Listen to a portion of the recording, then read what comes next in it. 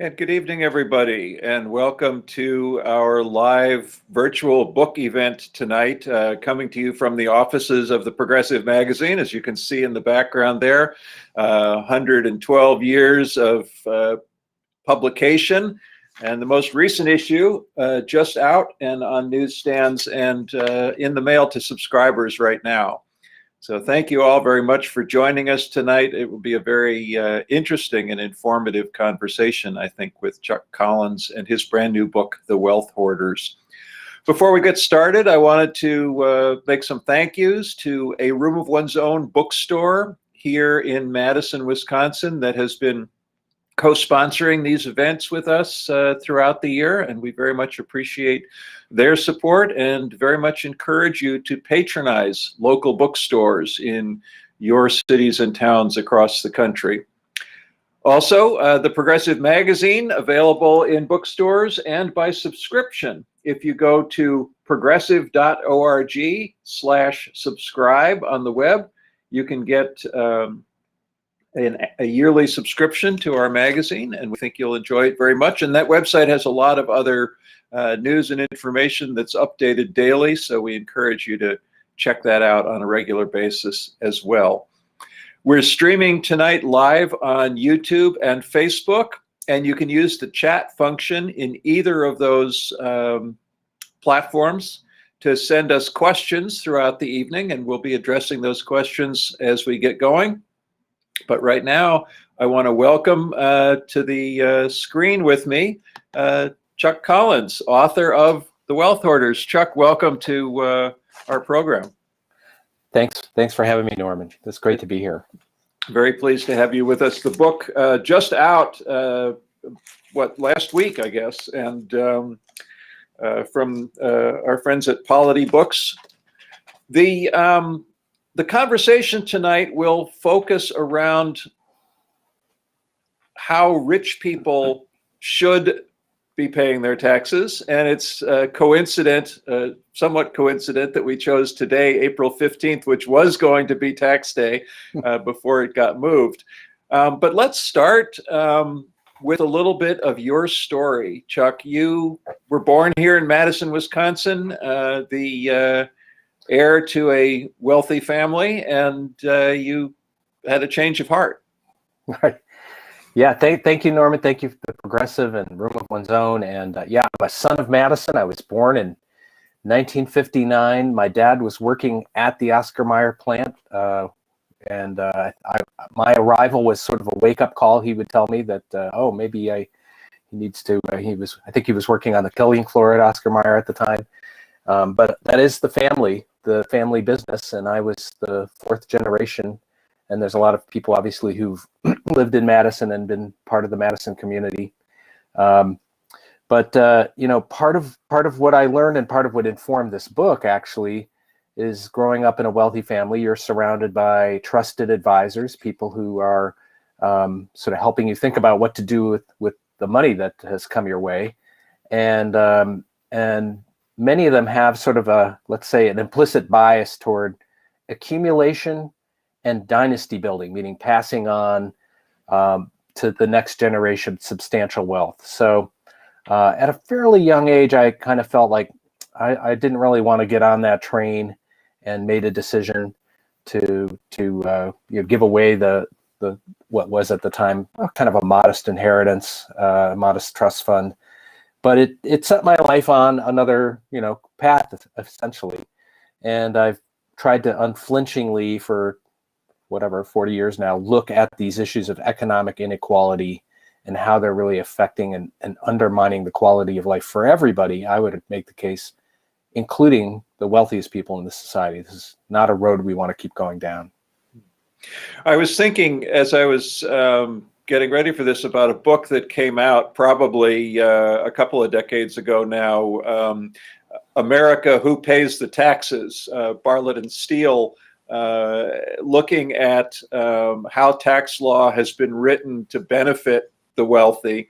And that really sort of took off under Ronald Reagan, right around the same time that you decided to part ways with your family fortune. talk about the change that happened in America starting in the early 1980s. Yeah. Well, I should say that book had a big impact on me too, because one of the things that Bartlett and Steele describes so well is there's one tax code for the very privileged and another tax code for everyone else, and they sort of walked me through that. But the late 1970s and the 80s were really a turning point where we saw the growing inequality of income, and then later really assets and wealth also starting to track that. And so here we are 40 years later, we're in an extremely unequal society, and we've kind of seen that as we've lived through this pandemic, how economic inequality is played out, how the most vulnerable frontline workers are also the ones that least likely to have health insurance and adequate pay and adequate protection and no savings. And then we've also seen how the billionaires and the very wealthy have seen their assets surge during this pandemic. And we just released a study today that since 1990, billionaire wealth has gone up about 4.3 trillion. The number of billionaires has gone up, but a third of that was just in the last year during the pandemic. A third of the wealth gains of the last 31 years flowing to the very wealthy was just during this pandemic year. And is that in part because of the changes in the tax law that happened under Donald Trump? I think it's a bunch of factors, but I think part of it was that, yeah, we've seen historically low tax rates on the very wealthy and on the companies that they enjoy and own. And they, part of it's that there's a lot of wealth extraction happening during the pandemic, that people are reaping windfalls by virtue of their position in the marketplace. And I'm afraid coming out of the pandemic, we may be even more unequal, and we may see more monopolies of larger businesses crowding out Main Street businesses. I have to say, not living in this world, you start reading this billion, trillion, and your eyes sort of start to glaze over as to the size of these sums of money.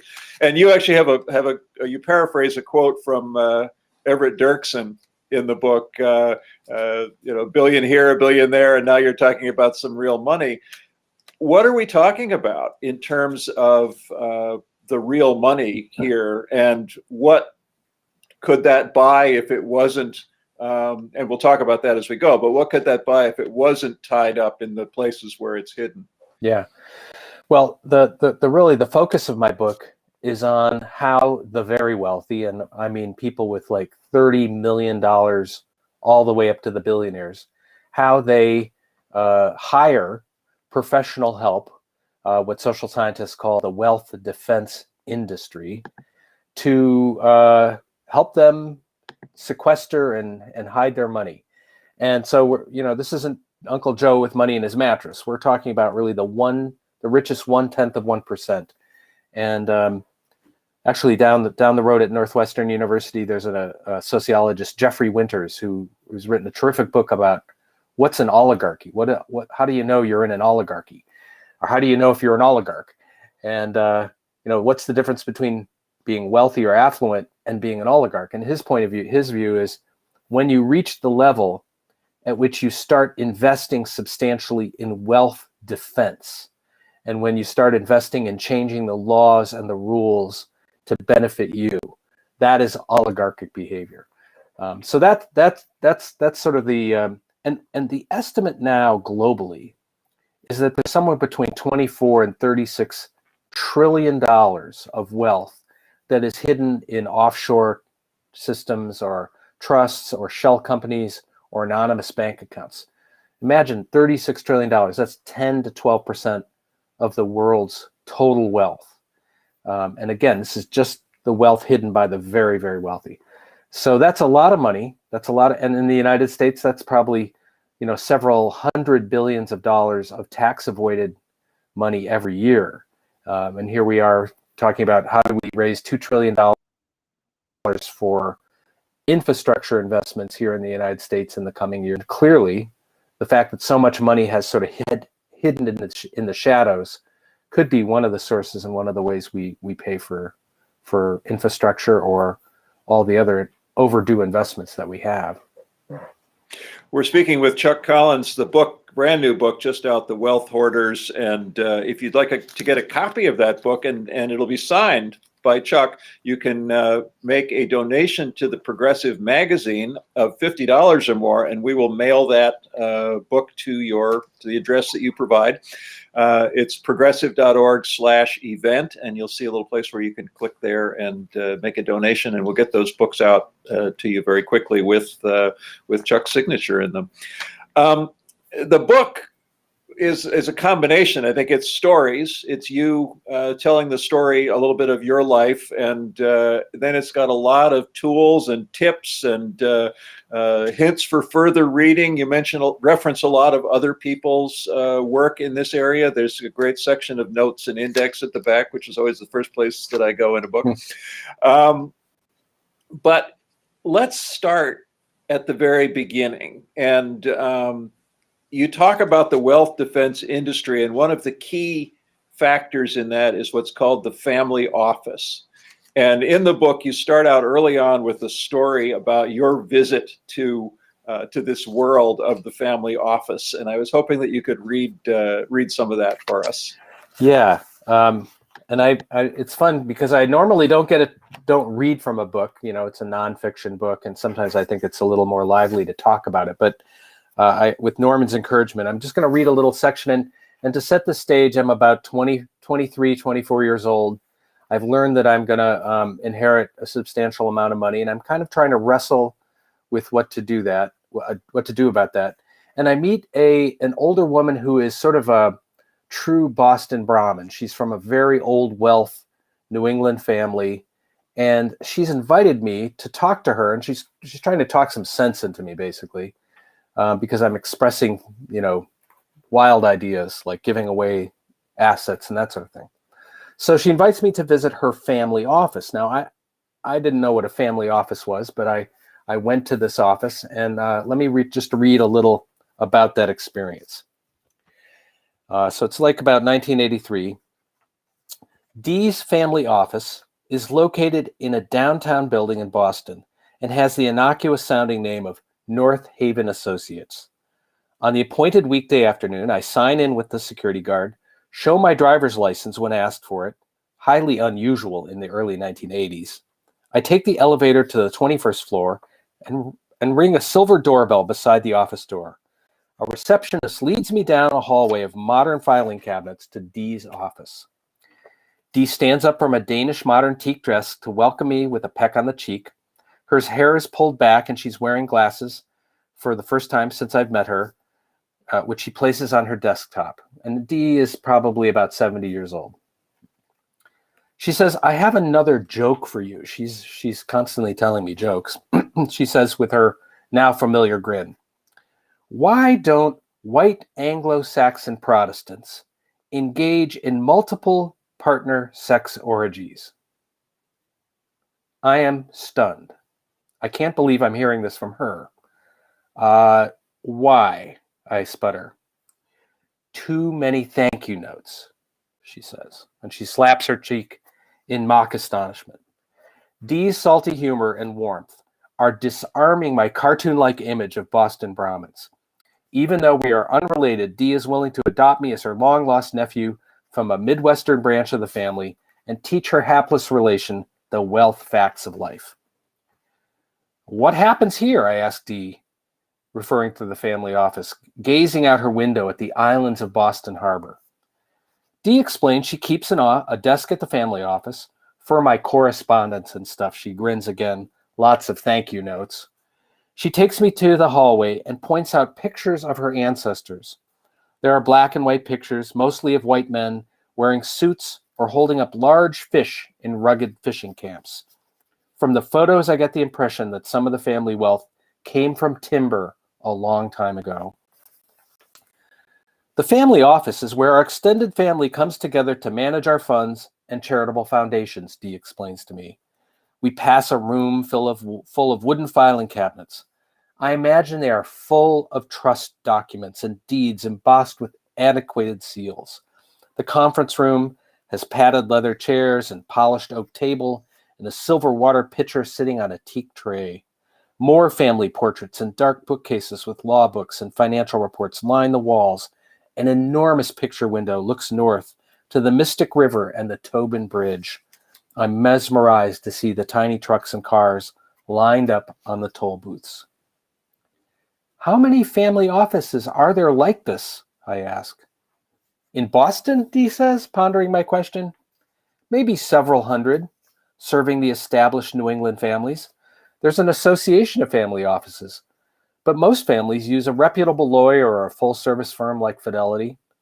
Dee explains that the principal activities of the office are trust and tax planning and distributing money to charities. Like the silos of grain I grew up around Michigan and Wisconsin, these are Boston's great warehouses of wealth.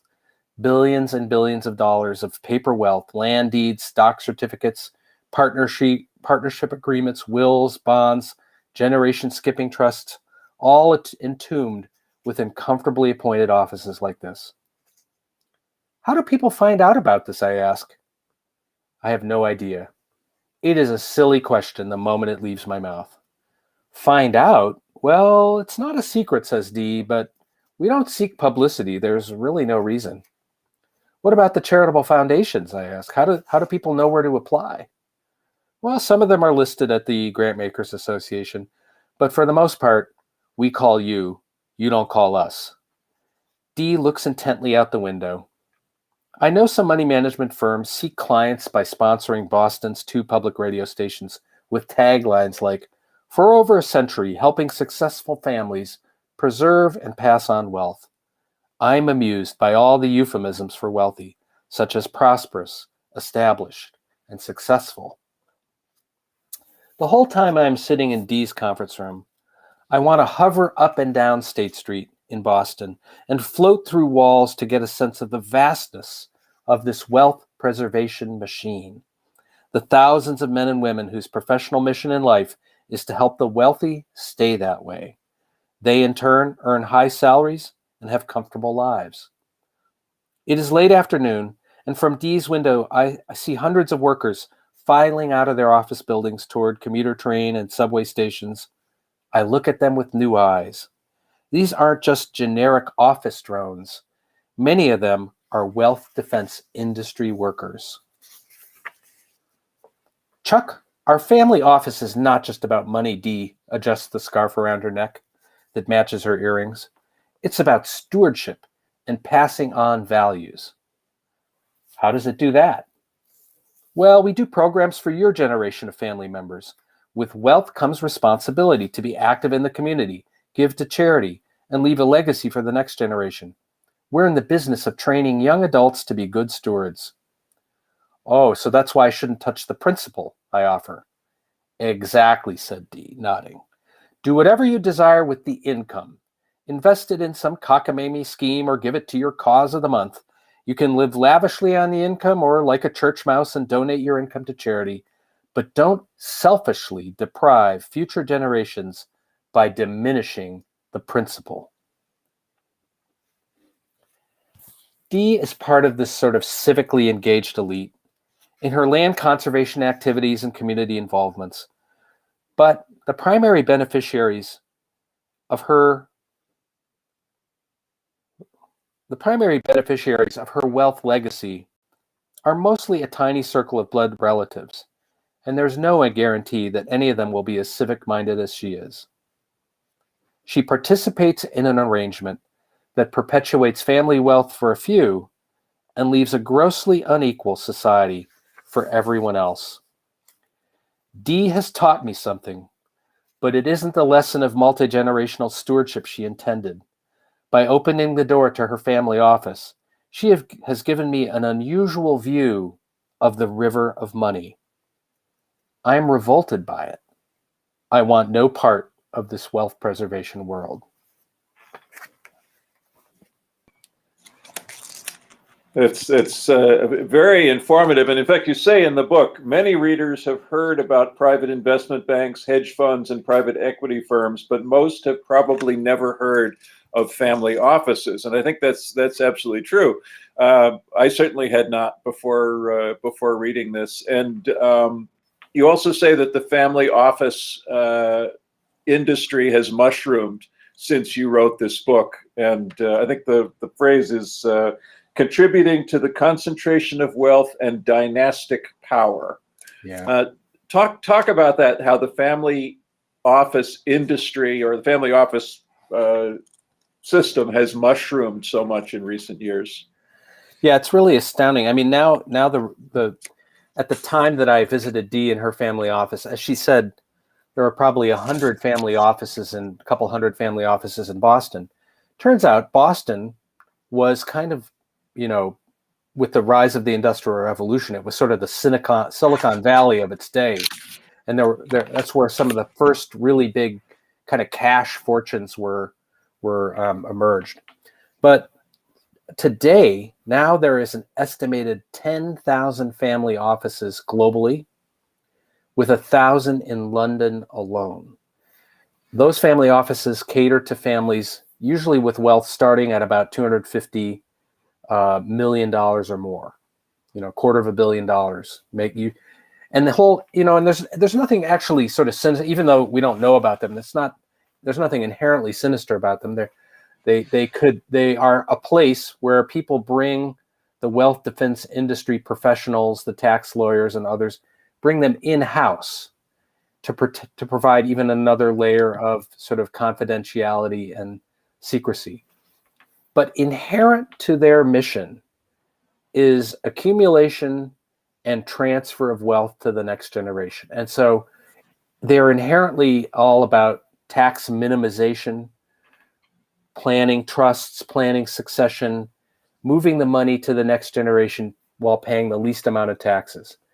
And that's one of the things that we're seeing now with the growth of this concentration of wealth at the very, very top, that instead of families sort of paying their taxes and having children and sort of wealth dispersing over 4 generations, it's accelerating. And that's when we know we're kind of heading toward a dynasty building, and that there are these sort of dynastic wealthy families, the Mars family, the Waltons of Walmart, the Kochs, the DuPonts are probably the oldest dynastic family in the United States, and others. So, and I think that's alarming, because the more people are focused on building dynasties, the less sort of social mobility, and it fundamentally is a conflict with democracy, because these folks are carving out their own set of rules for how they move through the world. One of the other things you talk about is this kind of race to the bottom of taking away regulations and oversight, and that it's happening in countries across the world. We hear about, the offshore accounts and so on, but actually the United States is becoming, if it's not already, the leading place for people to be able to hide this wealth. Yeah, this is kind of an interesting new twist, Norman. I think those of us who watched movies like the Thomas Crown Affair, we think of Swiss bank accounts as the place where, if you're wealthy in the United States and you're trying to avoid the U.S. government regulations and taxes, you take your money to Switzerland, or you take it to one of these offshore tax havens, the Cayman Islands, and you sort of open up, and that is true. And 5 years ago, actually, investigative journalists released the Panama Papers, which came from a leak from one law firm, Mossack Fonseca, in Panama. Hundreds of thousands of anonymous shell companies created by one law firm. And unfortunately, there were not a lot of U.S. stories there. There were a lot of Europeans implicated. English Prime Minister David Cameron was caught up in it, and the Prime Minister of Iceland, and many. And so the European countries started to kind of wake up and start to require greater transparency and require disclosure of who owns these companies, and have started to push to crack down on illicit funds. Whereas the U.S. kind of has been a laggard. They're making progress and we haven't. So now, ironically, if you are a Russian oligarch, or you've made $1 billion in China and you kind of want to get it out of China because you're worried that the tax authorities might change their mind one day, or you're a dictator in a mineral rich country in the global south and you've been stealing money from your own people, where do you take your money? Well, you probably take it out of your country, bring it to some sort of offshore tax haven bank account, but eventually you bring it to the United States and invest it in the markets here, and through an anonymous shell company. You buy real estate, you buy jewelry, you buy land. And these are things that we're starting to see more and more, that this illicit capital is flowing into the United States.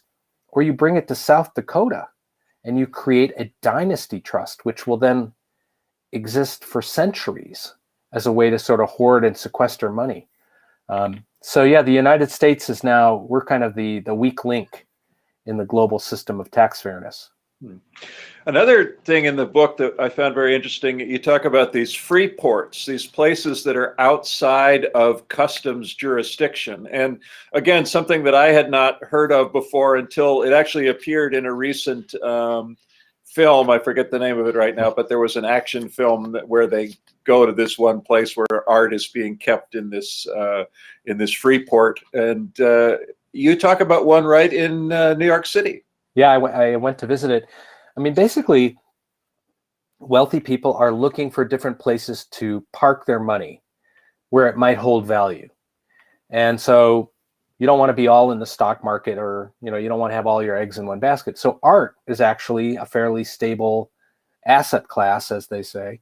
So they've actually created these free trade zones.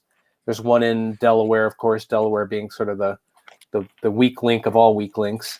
There's one in East Harlem that I went to visit. These are buildings that technically are not in the United States. They are in a free zone, so people can buy this art at Sotheby's auction house or something.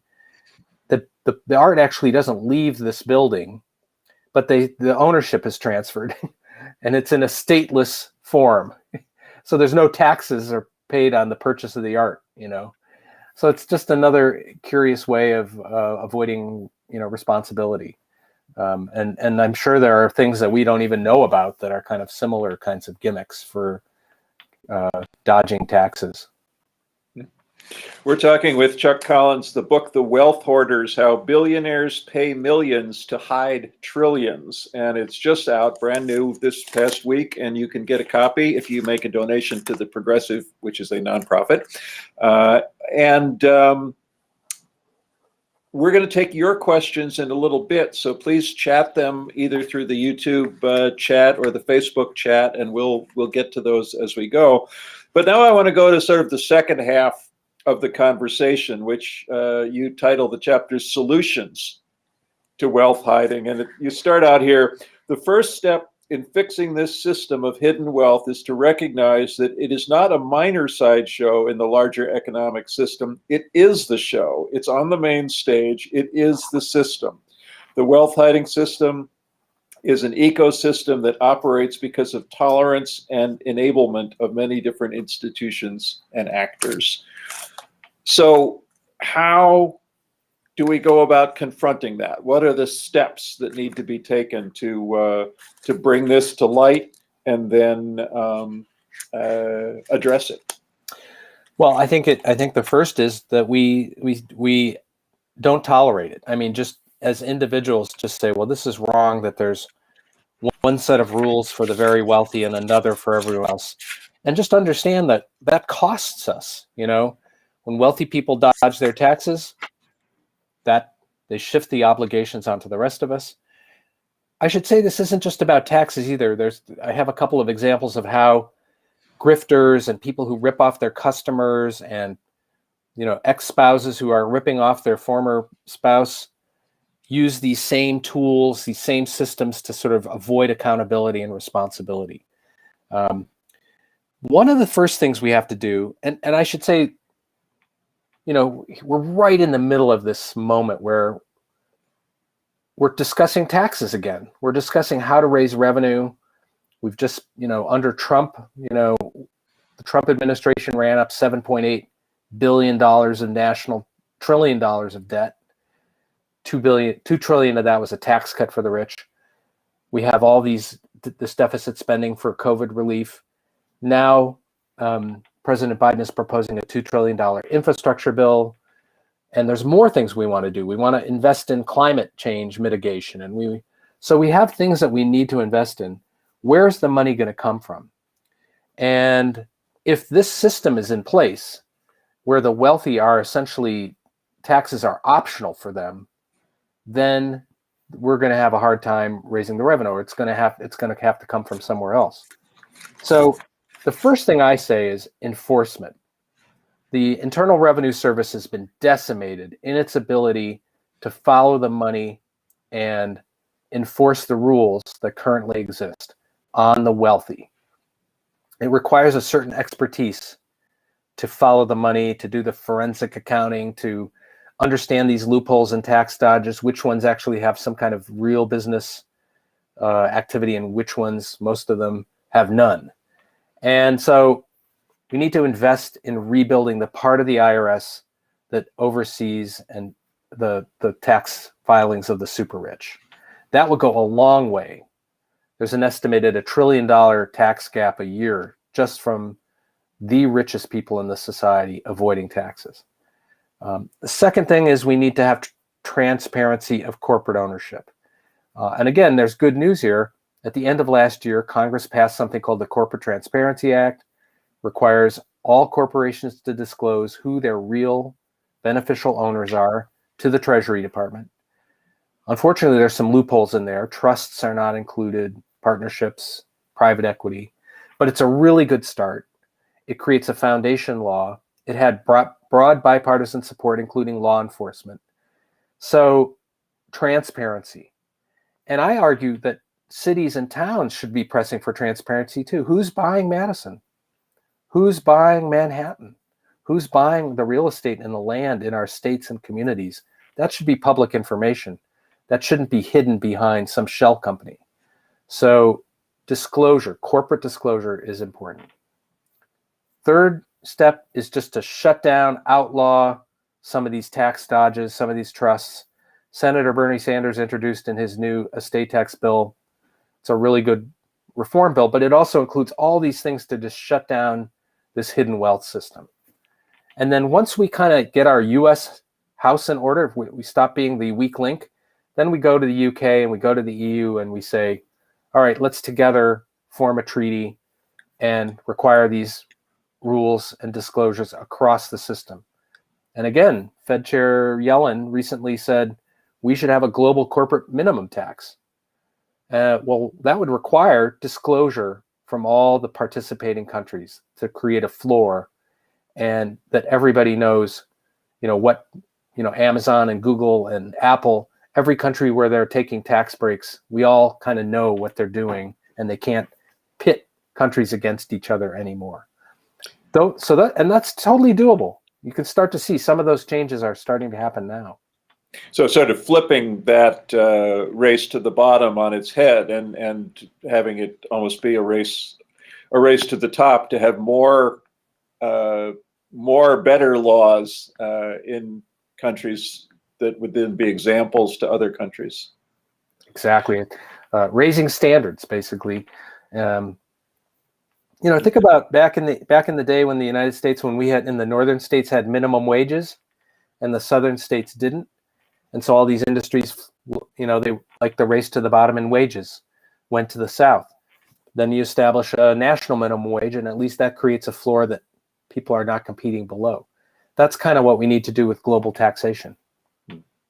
Another thing you talk about is the wealth tax as proposed by Senator Sanders and also Senator Elizabeth Warren in different forms during the campaign, and still, in fact, I think she's got a bill right now that's moving forward in this idea of taxing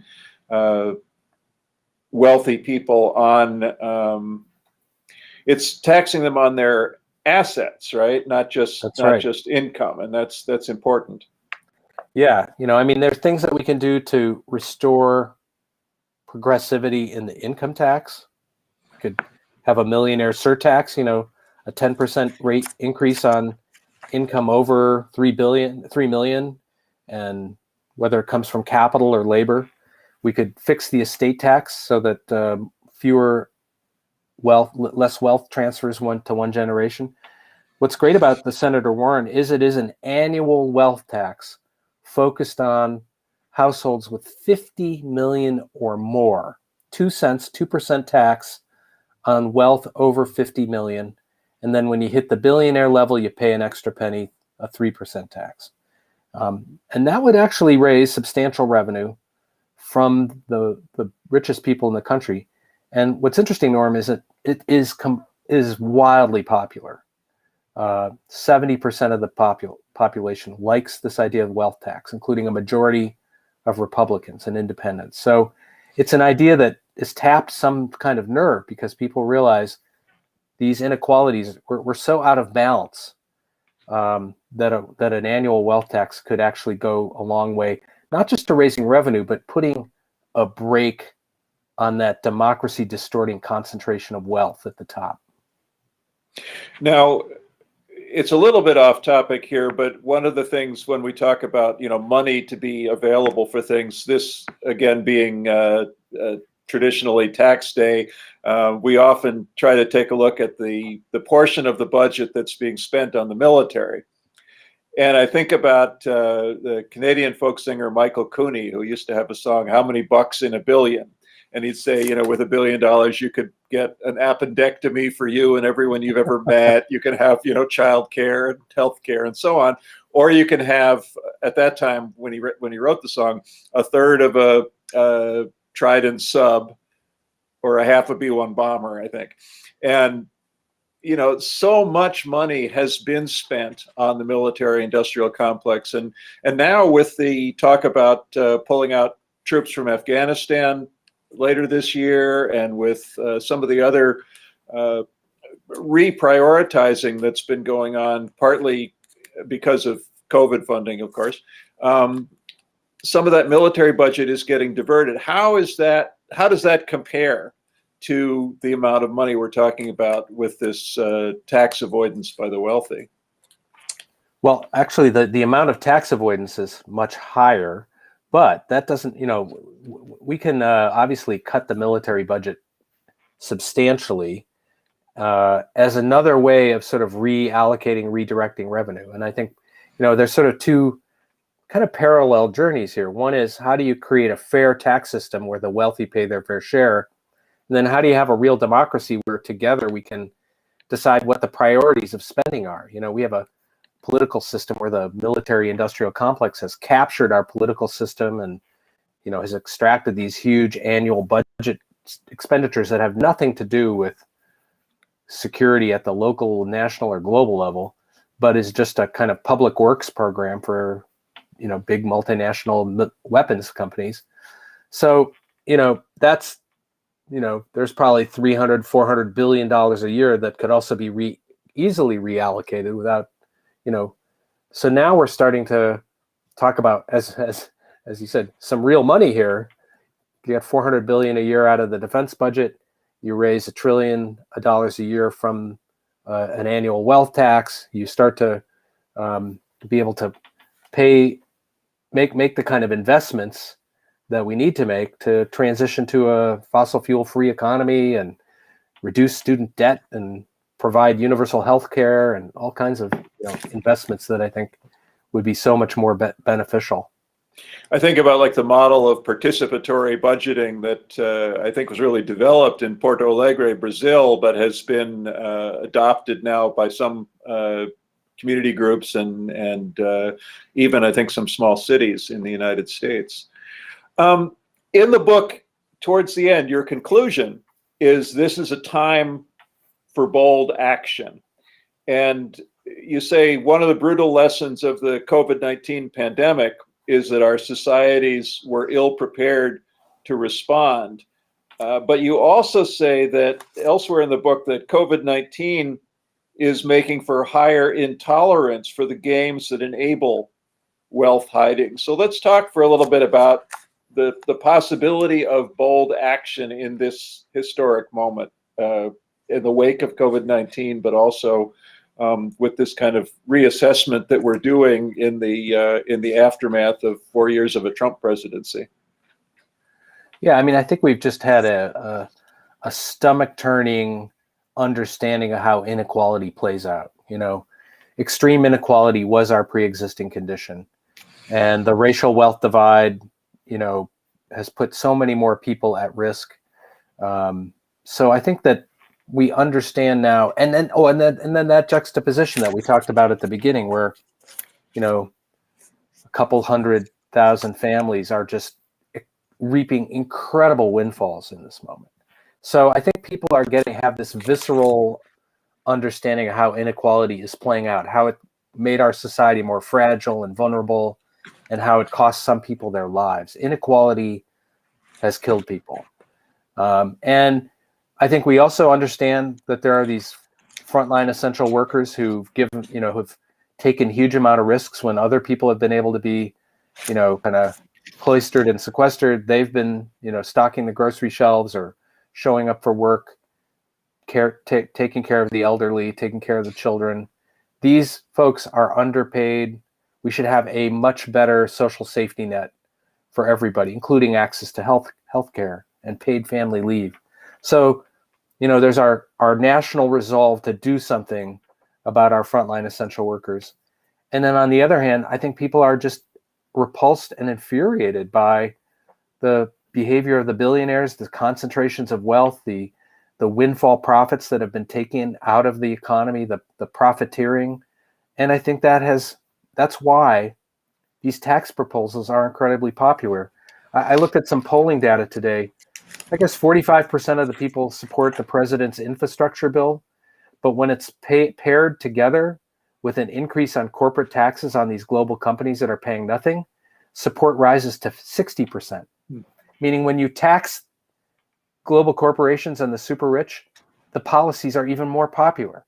That tells us something. That's kind of new, actually. And that anger about inequality is going to, I think, propel us forward in the next year, I hope, to make some really big transformative changes for the better, for everybody. It is a very hopeful book. The line in here that struck me is, once we shine a light on the destructive nature of the system and identify the weak links and then apply proper pressure, the system will unravel. So you really, I think, you lay out the case for us, and then you provide this hopeful view of what could be possible. Chuck Collins is our guest. The book, The Wealth Hoarders, How Billionaires Pay Millions to Hide Trillions, just out from Polity Books and available in local bookstores across the country. Also, you can get a copy if you make a donation to the Progressive Magazine, and that will be a signed copy by our guest, Chuck Collins. Why don't we go to some questions? And the first question, sort of right on the topic that we were just talking about, the listener asks, as an individual, what is the most important thing I can do to help remedy this wealth hoarding?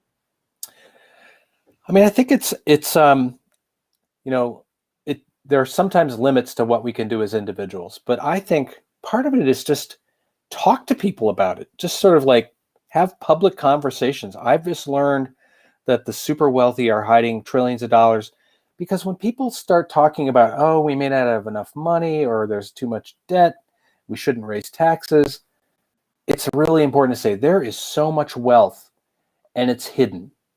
And that is the wealth that could be deployed to solve huge problems and make the quality of our life so much better. So I think part of it is just to personally sort of realize it doesn't have to be this way. My own individual life could be better.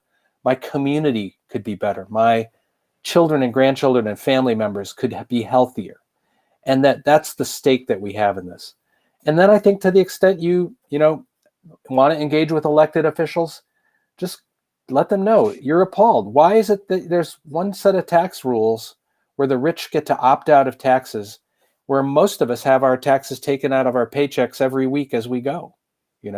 How come they have these games? And then, some of you may know people who work in this wealth defense industry. And I'm not talking about somebody who's just helping people do retirement planning, but tax attorneys, estate lawyers. One of the things I discovered interviewing people for this book is there are a lot of really unhappy people working in this sector who don't like the idea that they get up every day and they use this one precious gift of a life that they've been given to help the rich get richer. You know, at a certain point, you can only, fool yourself into saying, well, yeah, I'm helping these families. Well, as one person said to me, yeah, I'm helping the wealthiest family I know at the expense of all the other families in the world.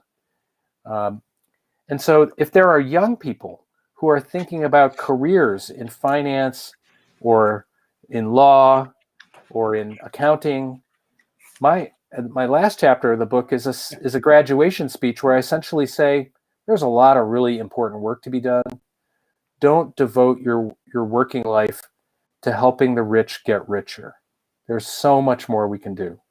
And so I find that positive. And so, yeah, I think we can each make individual choices, and we need to come together, subscribe to magazines like The Progressive, join community organizations, work together to change the rules of the economy. I was going to mention the epilogue to the book, which was actually a graduation address you gave to the Harvard Business School, where you basically told the students not to go into the wealth defense industry. And that sort of touches on the next question. We have somebody who heard you earlier today on WORT radio in Madison speaking, earlier this week, I guess, and asks, how do we shift the morals of the wealth classes so that they don't see hoarding as admirable? And what was it that made your values begin to shift? Well, it's an important question. I think that I can speak for myself. If you're raised in a culture where you're sort of told your family is, exceptional and you deserve this wealth and your job is to sort of help perpetuate it and keep the wealth in the family and keep it going down the family line, I would say the first thing is just to help question that assumption among the people we know and among the people we love. Why is that? Why should wealth be sort of clustered in family dynasties? I understand there's sort of some biological survival wiring probably deep down inside, protect our children. We don't want our children to suffer. I can relate to that as a parent. I don't like see my children suffer. But then there's like an extreme level of to the point where it's actually undermines their own development and identity.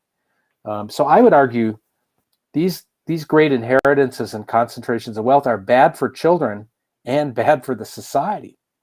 So yeah, I think there's something about realizing when you take this much wealth out of circulation, if you will, the wealth of the community, the wealth of the commonwealth, the wealth of the commons, and you hold it over here, it actually weakens the social bonds and the social fabric for everybody. Because when the wealthiest people no longer have a stake in the healthy functioning of a community, then it starts to unravel.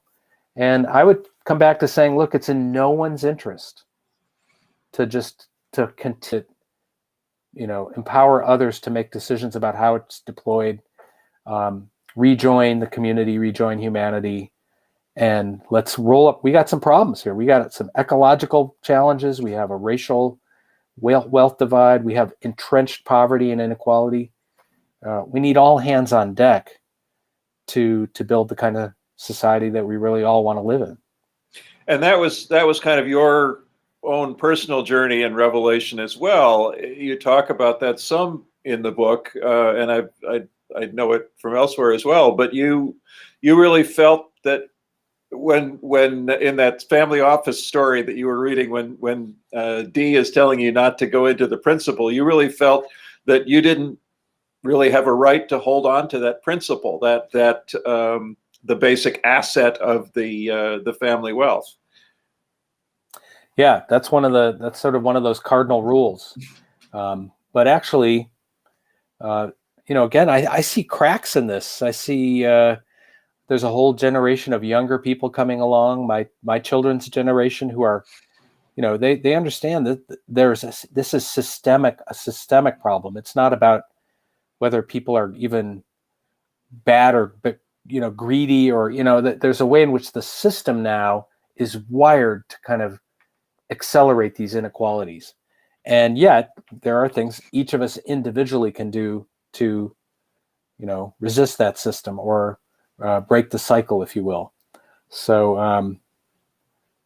and I wrote an earlier book called Born on Third Base, which is a little bit more sort of about how I understand how advantage works, whereas this is really looking at this tightly wound system of how advisors are part of enabling inequality. I call the wealth defense industry the agents of inequality. Yeah, you have wealthy people and they are ultimately responsible, but then you have this kind of enormous class of paid financial butlers who are creating the rules.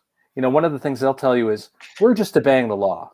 We're just helping our wealthy clients take advantage of all the tax policies that are available to them. And what's fishy about that is, these are the people who are writing the laws. They're rigging the laws. They're creating new tax loopholes. They're lobbying to weaken the IRS and weaken oversight. They're not like benignly standing there. They are helping rig the rules. So that they have a really important role in, wealthy people could probably figure out some of this, but without this wealth defense industry, they wouldn't be able to sequester and hide as much money as they are. Another listener asks, how does wealth and income inequality relate to the rise of nativist and populist beliefs in this country? We've certainly seen the two grow in parallel over the past several years. Yeah, I mean, it's not surprising to me that as a society pulls apart economically, that it also polarizes politically. And actually, so as economic insecurity rises for a growing number of people, particularly people who may have had economic security in the post-World War II generation, had, white advantage, had stable middle-class jobs, whatever, and then that goes away, that is hugely disruptive, and people are understandably angry. So these inequalities are like the tinder, but the kindling for a fire of polarization. The thing I worry about is we just can't, if we for the next 20 years stay on the same trajectory we've been on for the next 40 years, we will become an unrecognizable society. We came close to, under the previous president, of really cracking up democratic institutions, and we understand now the fragility of our governing institutions. Democracy isn't going to survive 20 more years of intense polarization. So that's another. But I'm very optimistic. I feel like we're in this amazing moment. We do need to be engaged and wake up, and as we emerge from this pandemic, we also need to really re-engage deeply in civic life and politics, so that the next 2 years are a time when we start to turn the corner on these extreme inequalities and make some really rewire the economy for greater health and equality.